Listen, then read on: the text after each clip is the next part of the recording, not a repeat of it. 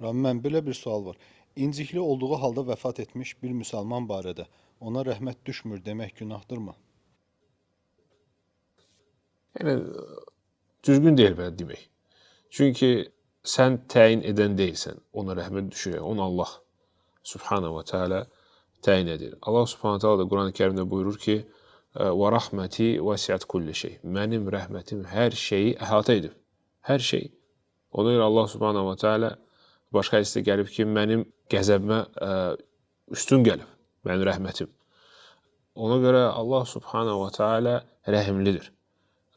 Və Allah kimi istəyər, hətta nə günah eləyirsə eləsin, şirkdən və küfürdən başqa, Allah onu bağışlaya bilər. Allah Subhanahu Teala Nisa surəsində buyurub ki, İnna Allah la yaghfiru an yushraka bih və yaghfiru ma dun zalik limen yasha. Allah Subhanahu Teala yalnız ona şərik qoşanı bağışlamaz. Lakin ondan savayı olan bütün günahları bağışlaya bilər. İstəsə. Allahın iradəsinə qayıdır. Ona görə belə demək düzgün deyil. Yalnız müşriklərə, yəni kafirlərə olmaz rəhmət oxumaq, ona rəhmət düşmür. O da öləndən sonra.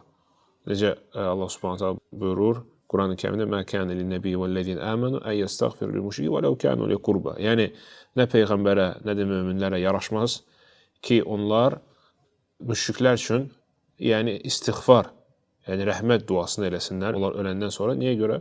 Hətta onlar yaxın qohumlar olsalar belə. Lakin müsəlmandırsa, böyük günah eləyib və yaxud sənin qarşı nəsə eləyibsə, düzgün deyil. Demək ki, ona rəhmət düşmür. Və hədislərin birində hətta gəlib ki, iki insan olub. Biri deməli qohum olur, ya yaxın olur. İndi xatırlamıram. Ya qardaş olurlar. Lakin hədislərin mənası odur ki, onların biri salih insan olur. Çoxlu Allah Subhanahu taala ibadət edir. Digərəsi fasiq olur, günahlar edir. Və bu salih insan daim ona nəsihət edir. Allah qayıt, bu günahları tərk elə, tövbə et və s. Lakin o insan israr edir günahda, günahında dəyişmir. Və günlərin bir günündə bu adam ona deyir ki, bu salih abid insan, salih abid, yəni çox ibadət edən, deyir ki, "Vallahi lən yəğfirullahu lək." Allah'ın da olsun ki, Allah da səni bağışlamaz. Fikir verin, yəni Allahın rəhmətini necə özünə uyğun, öz nəfsinə uyğun başladı qərar verməyə. Kimə rəhməti çatır, kimə çatmır.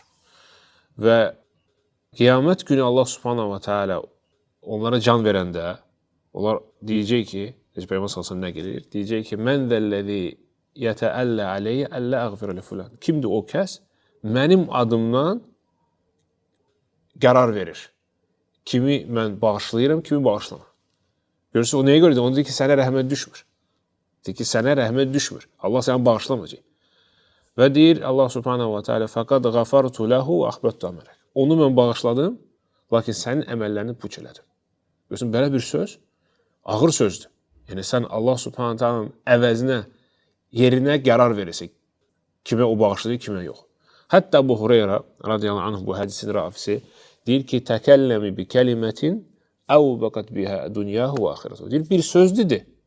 Dedi ki, bir söz idi. Baxmır ki, ibadət əhlidir və s. Lakin bu söz ilə dünyasını da, axirətini də puç elədi.